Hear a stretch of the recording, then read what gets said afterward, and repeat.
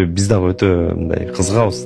Себеби сиздин сабактарыңызды угабыз, анан бул кишинин үй бүлөсү баарына кызыктуу болсо керек, канча баласы бар депчи, анан жакшы сурап калды, биз дагы билип. Канча баласы бар, канча аялы бар депчи. Көп суроо берип калат ушулар.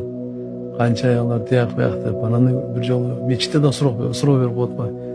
Ал мечитте чынын айтыңызчы депчи. Азыр мечитте чын айтыңыз. Көчөдө болсо эми мындай болуп калабы деп. Мечитте азыр подкастта чынын айтыңыз.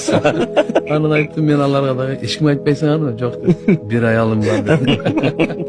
Ошо Кудайга шүгүр, ошого да акысын берсек чоң иш да. Азыр аны мындай да, шарият туура 2, 3, 4 уруксат берет.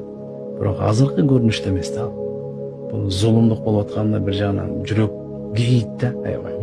Ошон үчүн мусулман эркек чыныгы Кудай деген, ахирет деген, Алла деген биздин мусулман эркек батырлар айтмакчыбыз да.